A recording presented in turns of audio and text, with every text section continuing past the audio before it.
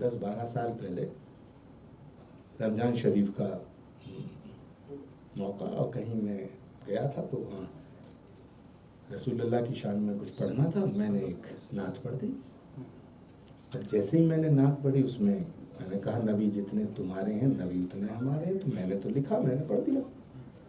अब जो इधर वाले थे तलवार लिए खड़े थे, उन्होंने कहा साहब आचार्य प्रमोद कृष्णम तो मुल्ला हो गए। सोचिए, रसूल की शान में क्या कर रहे हैं ये।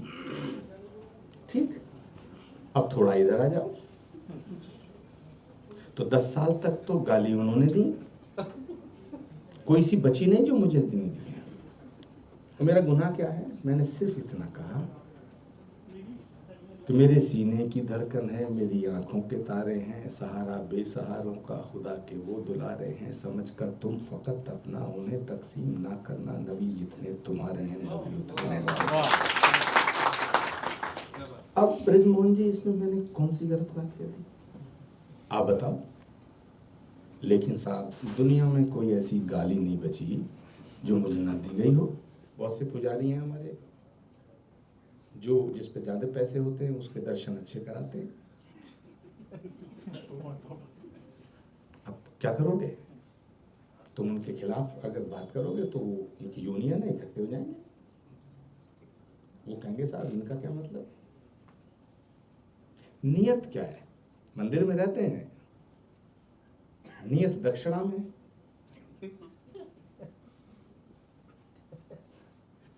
तो प्रार्थना स्वीकार हो ना हो वो अलग मसला है।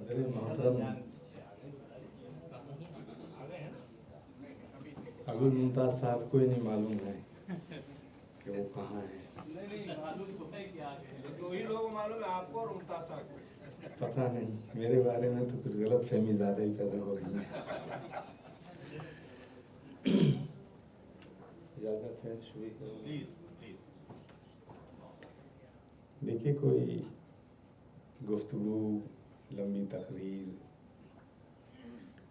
मुद्दे की बात करता हूँ। कोई घर ऐसा है जिसमें सभी घर के मेंबर एक ख्याल के हों?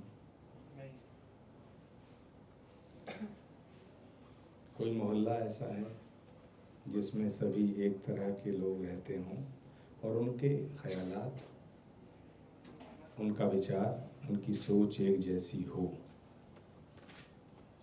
हो सकता है मुझे ऐसा ना मिला हो, आपको मिला हो। मैंने अपनी ज़िंदगी में बहुत किताबें पढ़ने की कोशिश की, हिस्ट्री को पढ़ा, लोगों से मिला, समाज मुआशरे में तमाम चीज़ें देखी। कोई किसी तरह की सोच रखता है, कोई किसी तरह की सोच रखता है, लेकिन एक बात मेरी समझ में नहीं आती और मैं इसको बड़े खुले दिल से रखना चाहता हूँ कि हम अगर ये कहते हैं कि ये बात गलत है तो फिर हमें ये बिल्कुल साफ साफ कहना चाहिए कि हम इसके खिलाफ हैं। जाहिद रजा साहब,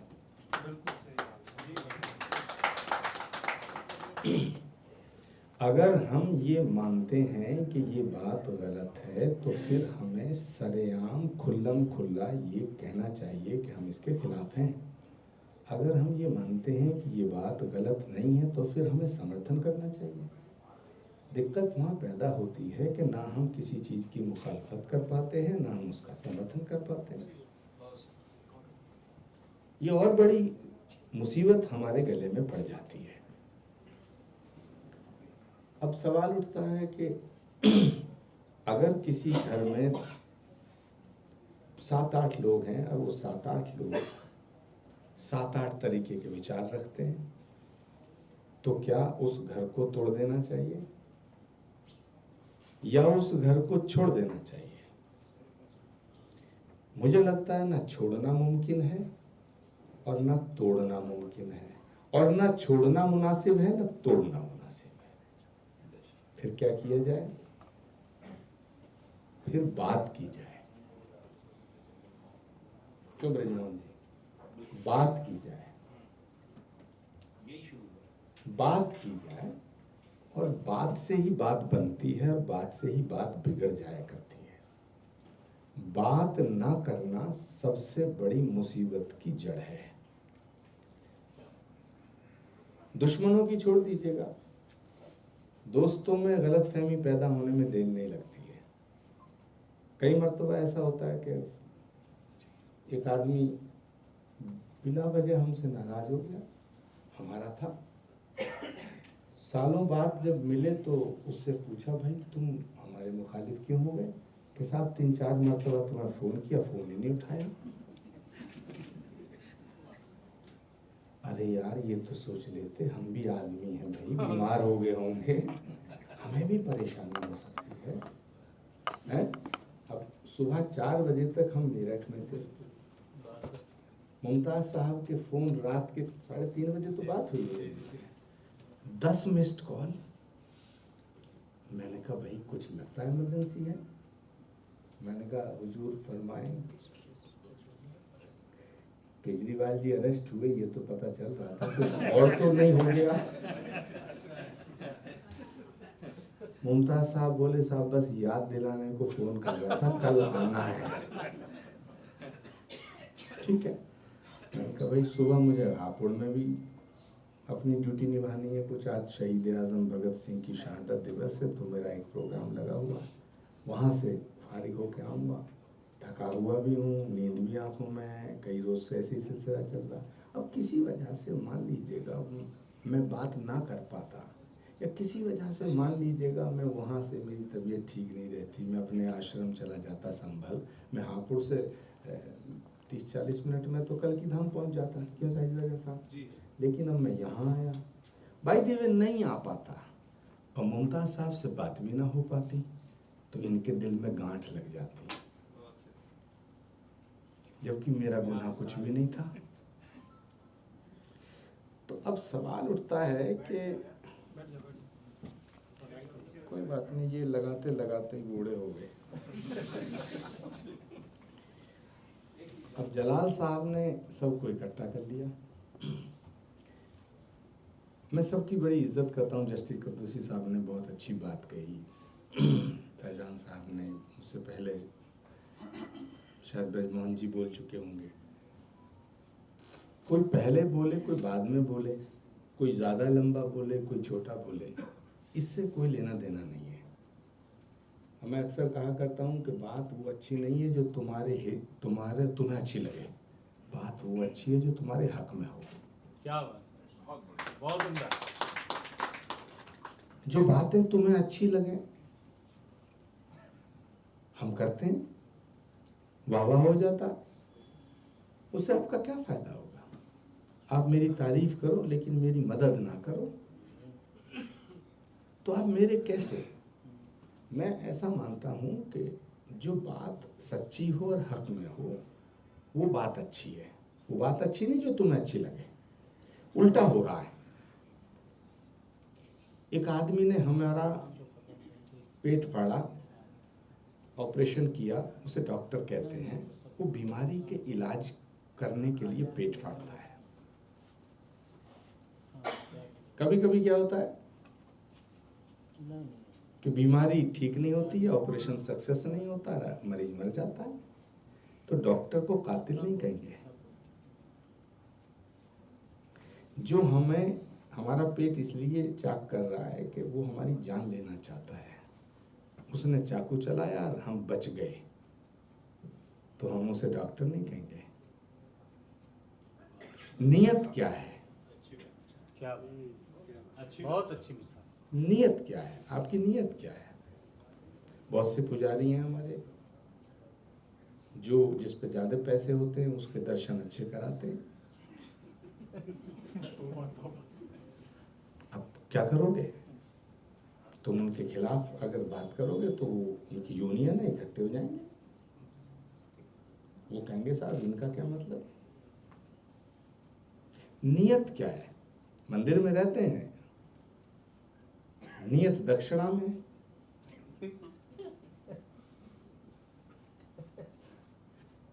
तो प्रार्थना स्वीकार हो ना हो वो अलग मसला है। अब आपकी तरफ अगर आप वालों को कुछ बोल दूंगा तो वैसे ही फतवा जारी हो जाएगा। जाहिद रजा साहब यहाँ बैठे हैं, मुस्कुरा रहे हैं, लेकिन सबसे पहली लाइन में यही होंगे। कई मरतबा हुआ है ऐसा, मैंने सच्ची बातें कह दी, कड़वी बातें कह दी, जाहिद रजा साहब का फोन आया, ये क्या कह दिया? अरे साहब ये क्या कह दिया? इसलिए कह दिया कि मैं ये मानता हूँ कि जो मैं बोल रहा हूँ वो आपके हक की बात बोल रहा हूँ, मुझे इससे कोई लेना देना नहीं है, आपको अच्छी लगे बुरी लगे। मेरा फर्ज बनता है, अगर मैं आपसे मोहब्बत करता हूँ तो मैं आपको कहूँ इधर मत जाओ, गड्ढा है। और जो आदमी ये कह रहा है कि मैं आपसे बड़ा मोहब्बत करता हूँ और उधर भेज रहा जिधर गड्ढा है, इसका मतलब वो तुमसे मोहब्बत नहीं करता।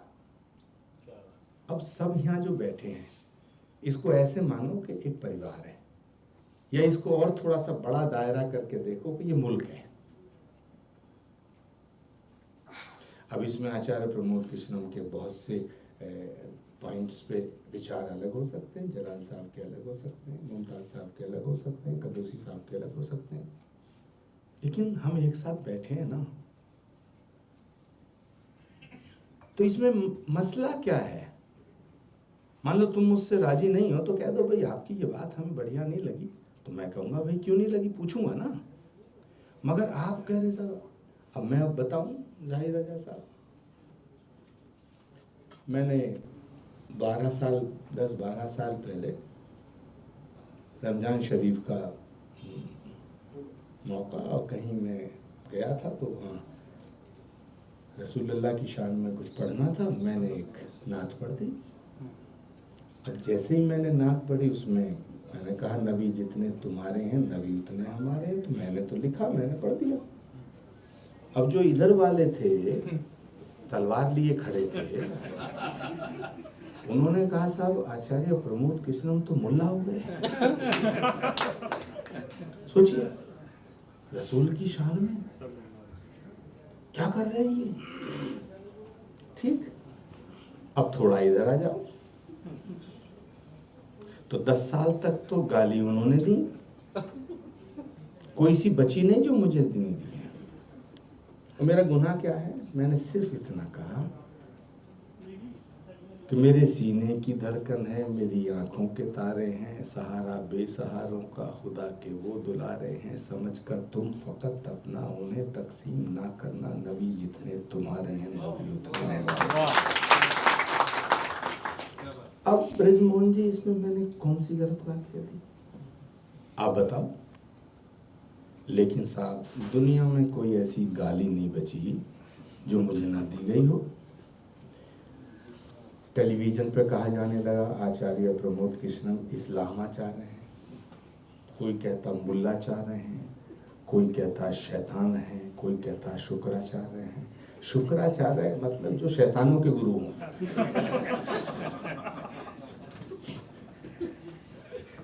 हमारी मैथोलॉजी कहती है कि देवताओं के गुरु बृहस्पति हैं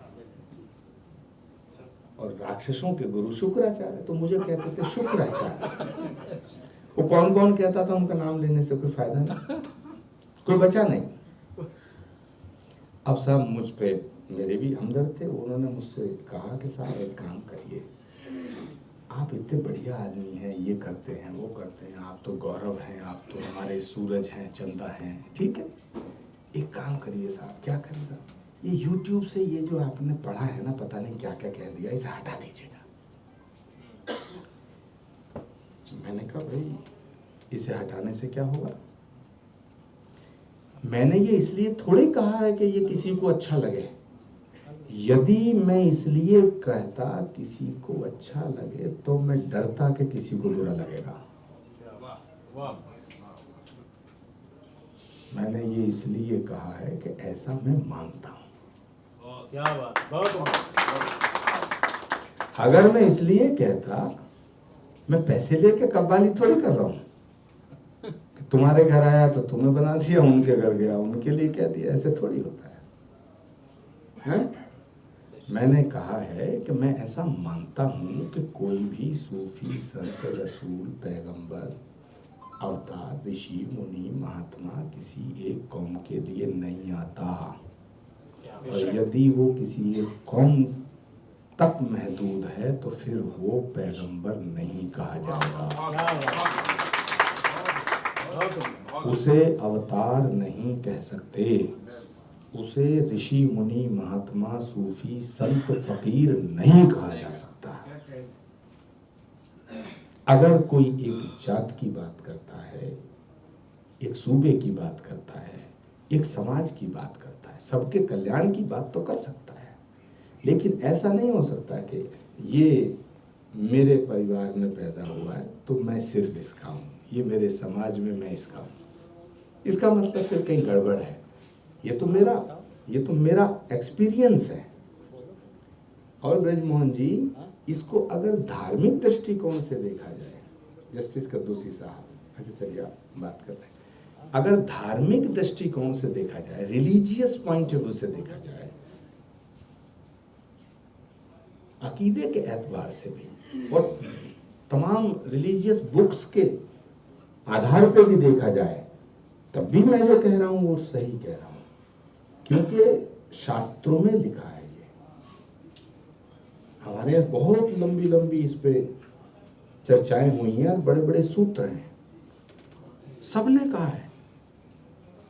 वसुधैव कुटुंबकम का जो सूत्र है वो उपनिषद देता है, अयम निजय परोवेति गणना लघु से सामुदाय चरितनांतु वसुधैव कुटुंबकम। भाई जब वसुधैव कुटुंबकम है, परमात्मा एक है, उसकी हम सब संतान हैं, तो यार हम अलग कहाँ से हो गए? या तो ये लिखो ना कि परमात्मा दो हैं। दुनिया में कोई आदमी आपको मिला, चाहे वो ईसाई हो, चाहे वो हिंदू हो, चाहे वो कोई तीसरा हो, चाहे वो इस्लाम को फॉलो करता, कोई हो, मुझे बताओ जो ये कहता हो कि साहब अल्लाह दो हैं, ईश्वर दो हैं। अल्लाह, ईश्वर, खुदा, रब, गॉड, भगवान, परमात्मा, ये क्या है? इन नाम है। उर्दू में ये, अरबी में ये, फारसी में ये, इंग्लिश में ये, है ना? हाँ, अब अगर इन भाषा को अलग कर दिया जाए और उसका कुछ और भी नाम दे दिया जाए तो क्या फर्क पड़ा? परमात्मा लिबास और जबान का मोहताज थोड़ी है। प्रॉब्लम क्या है कि हमने लिबासों को और जबानों को दीन समझ लिया। अगर कोई संस्कृत बोल रहा है उसे तुम हिंदू समझ गए, हाँ? कोई अरबी बोल रहा है उसमें समझ गया तो यार मुसलमान ही होगा। इंग्लिश बोल रहा है कि ये तो ईसाई होगा, हैं? कोई कहे गॉड इज ग्रेट, कोई कहे परमात्मा सर्वशक्तिमान, कोई कहे अल्लाह अकबर। बात तो एक ही है, लेकिन नहीं, प्रॉब्लम क्रिएट कर दी गई। अगर अल्लाह अकबर कह दिया तो एक तबका कहता है आप गलत है, लेकिन उधर दूसरा कहता है कि अगर परमात्मा सर्वशक्तिमान है तो ये भी गलत है। यहां झगड़ा पैदा हुआ और उसी की वजह से आज जो सही चीजें हैं उन पे भी हम शक करते हैं। अब जब मैं 10 साल तक उनकी गाली खाई, अब उसके बाद एक ऐसा मौका आया मुमताज भाई के अयोध्या का फैसला हुआ। अब क्योंकि जब आपस में पहली बात ये फैसला करो कि हम एक परिवार हैं या नहीं, ये है बुनियादी प्रॉब्लम। हम क्या करते हैं, मंच पे जब बैठते हैं तो परिवार की बात करते हैं। मैंने एक बार कहा, हरिद्वार में धर्म संसद हो रही थी, मैंने कहा भाई ये जो वसुधैव कुटुंबकम है, विश्व बंधुत्व है, ये मंचों तक सीमित है या सच में है? बहुत है? सही। तमाम मखलूक अल्लाह का कुनबा है, तो भैया तमाम मखलूक में तो मैं भी आता हूं। नहीं बताओ, बोलो कौन कहेगा कि कोई है ऐसा जो मुफ्ती ये कहे कि नहीं आचार्य प्रमोद कृष्णम अल्लाह की मखलूक का हिस्सा नहीं है? बताएं जरा, बताएं। अब भैया कहो तो सिद्ध करो, बताएं आप। मेरे दाढ़ी है,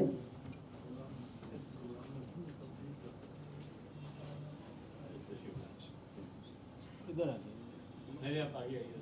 मैं एक प्रोग्राम में हूँ, चलिए मैं चल रहा है प्लीज। अभी तो 8 बज जाएंगे। मैं ये कह रहा हूँ कि पहले ये इसका फैसला करो कि हम एक परिवार हैं मुझे पता है या नहीं है। और यदि एक परिवार हैं तो भाई मेरी गलती मेरे सामने कहो, मैं आपकी बताऊंगा, और फिर मिलजुल के एक साथ रहेंगे, एक छत के नीचे रहेंगे, एक आंगन में रहेंगे, एक आंगन में रहे हैं।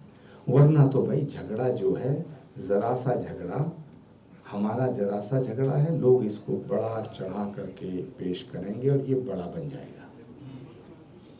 हुआ ये कि जब राम मंदिर वाला फैसला आया, अयोध्या का फैसला आया, फैसला हो गया।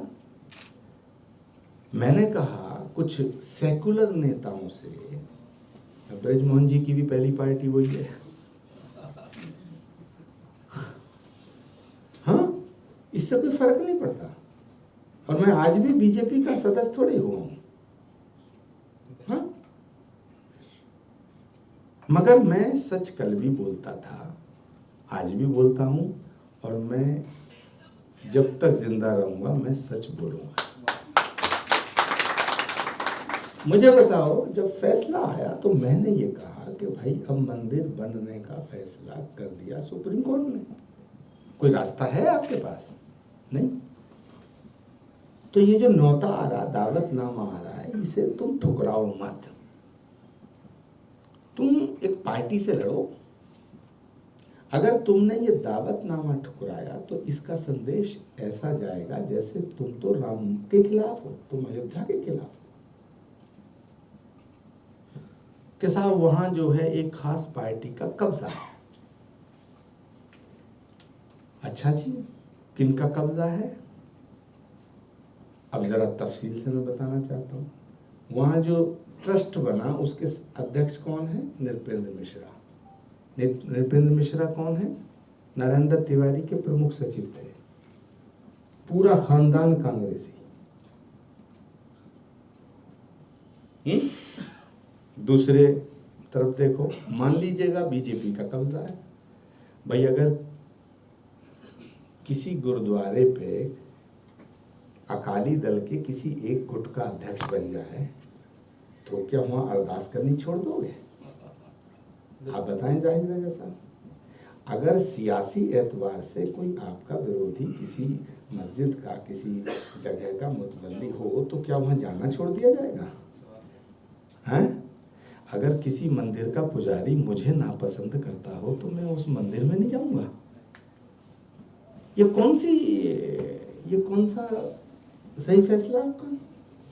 अब जैसे ही मैंने ये कहना शुरू किया तो जो इधर वाले थे जो मुझे कहते थे तुम मुल्लाचार्य हो गए हो, इस्लामाचार्य हो गए हो, उन्होंने कहना शुरू कर दिया आचार्य प्रमोद कृष्णम तो देवता है। और जो मेरी बात पे ताली बजाते थे वो कहना शुरू कर दिया साहब ये तो बदल गए, ये तो उधर चले गए। अरे भाई, तुम किसी एक पॉलिटिकल पार्टी के खिलाफ हो सकते हो या उसका समर्थन करने वाले हो सकते हो, लेकिन तुम्हारी इतनी ना हैसियत है, ना कुव्वत है, और ना कभी होगी कि तुम किसी अवतार के, किसी रसूल के, किसी पैगंबर के खिलाफ आप खड़े होकर के, आपकी हैसियत क्या है? क्या कोई दुनिया का मुसलमान ये कह सकता है कि खानाए काबा से चिट्ठी आवे और मैं उसे एक्सेप्ट ना करूं? वो किसी फिरके का हो, ना मसलक का मसला है, ना फिरके का, ना किसी गुट का। तो दुनिया में जितने सनातन को मानने वाले लोग हैं उनमें किसी की हिम्मत है कि राम के यहाँ से दावतनामा आया उसे ठुकरा दो? तो भाई मैं राम को मानता था, मैं मानता हूँ, राम हमारी आस्था के आधार है, और उसी राम ने हमें बताया है कि दूसरे मजहब के तमाम लोगों की तुम्हें इज्जत भी करनी है, मोहब्बत भी करनी है। मुझे बताइए कि मैं ईमान ले आता हूँ तो क्या फर्क पड़ेगा, 20 करोड़ में एक और बढ़ गया। नहीं बताओ, आप अभी हिंदू हो जाओ तो क्या फर्क पड़ गया। बात तब बड़ी और अच्छी है कि आप अपनी आस्था पे टिके रहो और मेरे सुख दुख में शामिल रहो, मेरी आस्था का सम्मान करो और मैं अपनी आस्था पे टिका रहूं, आपके अकीदे का एहतराम करूं। ये बात बड़ी है। अगर राम को मानने वाले पैगंबर का सम्मान करें और पैगंबर को मानने वाले राम का एहतराम करें, तब हिंदुस्तान बनता है। लेकिन नए नए तमाशे, अब सीए पे बात हो रही है जिसके लिए ये सब इकट्ठा है। तमाम सेकुलर पार्टियां, बहुत कड़वी बात है लेकिन बड़ी जरूरी है, कहनी जरूरी है, इसे मैं बिना कहे नहीं रहूंगा।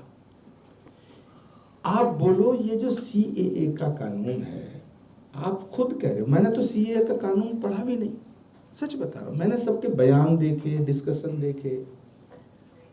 जाहिद रजा साहब, जो लोग सीएए के खिलाफ हैं, उन सब नेताओं के एक एक बयान इंक्लूडिंग लेफ्ट निकाल के देखिएगा, उनका सबसे पहला जुमला, सबसे पहला सेंटेंस होता है कि सीएए से हिंदुस्तान में रहने वाले किसी आदमी पे कोई फर्क नहीं पड़ेगा। अब जब हिंदुस्तान में रहने वाले किसी आदमी पे फर्क नहीं पड़ेगा तो काहे को माथा मार रहे हो इसमें क्या रखा है। और अगर मार रहे हो तो कहो कि साहब हम कंप्लीटली सीए के खिलाफ है बीच का अगर मगर लेकिन बट किंतु परंतु करने से कोई फायदा नहीं। मुझे ऐसा लगता है कि जिस कानून से हिंदुस्तान में रहने वाले, जब किसी वाह वाह वाह गजल का मक्ता आ गया, मुकम्मल हो गई गजल।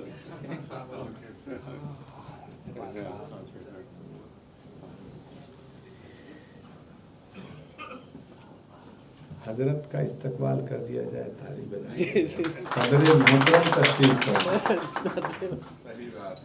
अब देखिए आपकी बस उम्मीद में कि आमद होने जा रही है, होने जा रही है, घंटों खींच लिया हमने, कोई बात नहीं। मैं अपनी बात को तमाम करता हूँ कि अगर आपको लगता है कि सीएए से हिंदुस्तान में रहने वाले कोई व्यक्ति का, किसी का कोई नुकसान है, तो भाई फिर इसका पुरजोर विरोध किया जाए, बीच में नहीं छोड़ा जाए।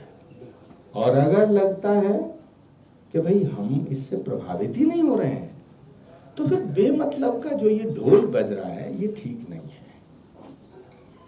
दूसरा एक बहुत इंपॉर्टेंट पॉइंट मैं कहना चाहता हूं। मैंने कई सेकुलर पार्टीज के बड़े नेताओं से खूब बात की। मैंने कहा भाई ये बताओ, ये जो हंगामा है देश में सेकुलरिज्म का, कम्युनलिज्म का, इसमें एक बार बात कुछ खुल के होनी चाहिए, क्या होनी चाहिए? ठीक है, बीजेपी कम्युनल पार्टी है, हाँ जी हाँ। क्यों है साहब? ये किया, ये किया, ये किया, ये किया, ये किया, ब्रजमोहन जी। तो मैंने कहा कि अच्छा, बोले कि मैंने कहा भाई राम मंदिर का न्योता तुमने ठुकराया कि साहब वो बीजेपी का कब्जा है, बीजेपी कम्युनल पार्टी है। भाई क्यों है? साहब बाबरी मस्जिद शहीद की। अच्छा भाई, बाबरी मस्जिद शहीद करने वाली जितनी जमातें हैं, अगर वो कम्युनल हैं तो फिर उद्धव ठाकरे जी की शिवसेना कम्युनल कैसे नहीं हुई? सोचना जरा, ये मैं बड़ा सवाल छोड़ रहा हूं यहां से, इस पूरे मुल्क के लिए छोड़ रहा हूं। बिल्कुल। जो आदमी ये आज भी कहता है, जिस पार्टी के सारे नेता कहते हैं कि हमने ये काम किया, आप उसे सेकुलर मान रहे हैं? ये दो तरफी बातें नहीं करनी चाहिए। जहाँ तक सवाल है, यहाँ जितने लोग बैठे हैं, किसी का ताल्लुक किसी पार्टी से रहा है, किसी का ताल्लुक किसी पार्टी से है, किसी का ताल्लुक किसी पार्टी से हो सकता है। अपना अपना ख्याल है, अपना अपना मिजाज है, अपना अपना मौका है। हाँ, क्यों ब्रजमोहन जी? कल तक आपके सारी पार्टी के नेता कहते थे कि साहब केजरीवाल जी ने 100 करोड़ की रिश्वत ली। आज सब कह रहे हैं कि साहब ये तो गलत हो रहा। तो भाई कल तुम गलत थे या आज गलत थे, ये फैसला आपको करना पड़ेगा। बल्कि मैंने बयान दिया था 3-4 महीने पहले, मैंने ये कहा भाई अगर बीजेपी से लड़ना है या केजरीवाल से लड़ना है, कांग्रेस इसका डिसीजन करे। हाँ, नहीं हुआ। अब आप सब इकट्ठे हो रहे हो। हैं? कभी कहते हो साहब कोर्ट जो है जब तक कन्विक्ट ना करे उसे हम गुनाहगार नहीं मान सकते। तो जिनको कोर्ट ने कन्विक्ट कर दिया फिर उन्हें गुनाहगार कहो। कुछ तो कहो, कहीं तो टिको। हैं? ऐसे तो नहीं होगी। चित भी मेरी, पट भी मेरी, अंटा मेरे बाप का, ऐसे थोड़ी होगा। ऐसा नहीं होगा। और अगर होगा तो चला लो, कर लो जो करना है। हाँ, कायदे की बात को सुनना, समझना और कहना ये जरूरी है। अगर आपको लगता है अगर आपको लगता है बीजेपी कम्युनल है तो फिर शिवसेना को भी कम्युनल कहना पड़ेगा। अगर आपको लगता है कि बीजेपी कम्युनल है तो फिर दूसरी पार्टियों को भी कम्युनल करो। अगर आपको लगता है कि ये कम्युनलिज्म की और सेकुलरिज्म की बहस अब बेकार हो चुकी है तो इसे हटाओ, आगे बढ़ो। और कब तक पीछे देखें? जो बीत गया वो लौटेगा नहीं। जो चल रहा है इसे ठीक कर लो, इसे ठीक कर लो। भाई मैं तो गुजारिश ये कर रहा हूँ, सब जैसे आज बैठे हैं इसकी जगह जगह चर्चा करिएगा, बिल्कुल दिल खोल के करिएगा। कोई छुपा छुपो करने की बात नहीं है, कोई छुप के करने की बात नहीं। साफ कहिए किसी से कि भाई अगर CAA में हमें नुकसान है तो हम इसका विरोध करेंगे, और अगर नुकसान नहीं है तो फिर ये तमाशा बंद, बात खत्म हो गई। फैसला लीजिएगा। अगर तुम हमारे साथ दोगे तब भी हम तुम्हारे हैं, नहीं दोगे तो भी हम तुम्हारे हैं। इसमें कोई झगड़ा थोड़ी है। हो सकता है आप मेरी बात से इत्तेफाक ना रखते हो, रात को सोचना, कल सोचना, परसों सोचना। जरूरी थोड़ी है कि मेरी बात आप माने। ये भी जरूरी नहीं है कि मैं आपकी बात मानूं। मैंने अपनी बात रख दी, आप अपनी बात रख रहे हैं, लेकिन कुल मिला करके हम आप सब एक घर के सदस्य हैं। इस पर कोई दो राय नहीं होनी चाहिए। अगर आपने ये फैसला ले लिया कि ये पक्की है कि हम एक घर के मेंबर हैं, तो हमारे विचार एक दूसरे से अलग हैं तो भी, अगर नहीं है तो भी ये घर मजबूत रहेगा। और अगर हमारा विचार ये कमज़ोर है, डामाडोल है कि यार पहले इसी पे फैसला नहीं हो रहा कि हम इस घर के मेंबर हैं या नहीं हैं, ये घर हमारा है या नहीं है, तो भैया फिर ना इस जलसे से कुछ मिलेगा, ना मीटिंग से कुछ मिलेगा, और वक्त निकल जाएगा। हमें बैठ के फैसला करना है कि सही क्या है, गलत क्या है। मुझे बुरा लगे इसकी फिक्र मत करो, आपको बुरा लगेगा मैं इसकी फिक्र भी नहीं कर रहा। मुझे लगता है कि जिस कानून से हिंदुस्तान में रहने वाले किसी आदमी की जिंदगी पर कोई फर्क नहीं पड़ेगा, उस कानून का विरोध क्यों किया जाए? एक फितना खड़ा किया बेमतलब किया जाए, और करना है तो कर लो। कल वे जवाद साहब तशरीफ़ लाए हैं और उनका बयान होगा, और मैं समझता हूँ इफ्तारी का समय भी हो रहा होगा। तो मैं अपनी बात को तमाम करता हूँ। आपसे हाथ जोड़ के निवेदन करके, मैंने जो कहा है बिल्कुल अपने दिल से कहा है। ना मैंने इसलिए कहा है कि ये किसी पार्टी को बुरा लगेगा, ना मैंने इसलिए कहा है कि किसी पार्टी को अच्छा लगेगा। मैं जैसा मानता हूँ, मैं जैसा महसूस करता हूँ, मैंने वो बात रखी है। पटेल साहब आ रहे हैं। आप सबका बहुत बहुत शुक्रिया, आपने मुझे बुलाया, बहुत बहुत धन्यवाद। जय हिंद।